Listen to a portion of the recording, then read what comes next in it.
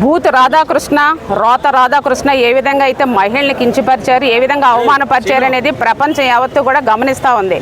అసలు జరిగిన విషయం ఏంటంటే వైఎస్ఆర్సీపీ నాయకులు జగన్మోహన్ రెడ్డి గారు ఏది చెప్తే అది చేస్తారు అని చెప్పి వైఎస్ఆర్సీపీ నాయకులందరినీ కూడా కూర్చోబెట్టి వీళ్ళందరూ మీ భార్యలేనా అని అడిగితే భార్యలు కాదా, చెల్లెళ్ళు అయితే వేరే పెళ్లి చేసేస్తారు అని చెప్పి జుగుత్సాకరమైన మాటలు మాట్లాడటం నిజంగా జర్నలిజానికి మాయన మచ్చగా తీసుకొచ్చారు ఈ భూత్ కృష్ణ అని మనం చెప్పుకోవాలి. ఎందుకంటే ఏబీ అనేది జర్నలిజం కాదు, మెంటలిజం. కాబట్టే ఈరోజు జర్నలిజం కళానికి కళంకాన్ని తీసుకొచ్చిన వ్యక్తి ఈ భూత్ కృష్ణ రాధాకృష్ణ అని మనం చెప్పాలి. ఎందుకంటే గతంలో కూడా చూసాం, మరి జగన్మోహన్ రెడ్డి గారు ముఖ్యమంత్రిగా ఉన్నప్పుడు ఏ విధంగా ఆయన మీద క్యారెక్టర్ని అసర్షన్ చేస్తూ ఆ పేపర్ బూత్ పేపర్లో ఏ విధంగా వ్యాఖ్యలు చేశారనేది మనందరికీ తెలిసిన విషయమే.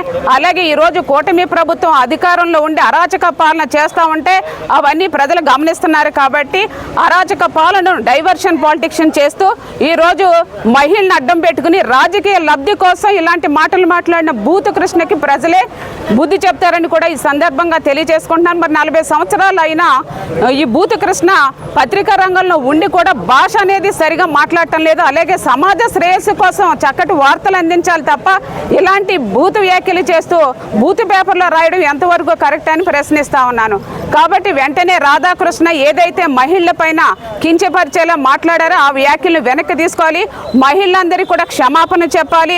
అలాగే ఎవరైతే ఉన్నారో మరి రాధాకృష్ణ మీరు మహిళలు ఏంటంటే చెప్పు తీసుకుని కొట్టే పరిస్థితిని మీరు తీసుకొచ్చారు ఈ భూత్ కృష్ణ రాధాకృష్ణ. కాబట్టి ఈరోజు టౌన్ పోలీస్ స్టేషన్ పాలకుల్లో గుడాల గోపి గారి ఆధ్వర్యంలో మేమందరం కూడా ఎవరైతే దీనికి బాధ్యులో యాంకరు, ఎడిటరు ఈ భూత్ కృష్ణ అనే రాధాకృష్ణ పైన తగిన చర్యలు తీసుకోవాలి, అలాగే ఎఫ్ఐఆర్ నమోదు చేయాలి అని చెప్పి మరి వైఎస్ఆర్సీపీ నాయకులందరం కూడా కలిసి గుడాల గోపి గారి ఆధ్వర్యంలో ఈ టౌన్ పోలీస్ స్టేషన్కి వచ్చి కంప్లైంట్ అనేది ఎస్ఐ గారికి అందజేశామని చెప్పి సందర్భంగా తెలియజేసుకుంటున్నాం.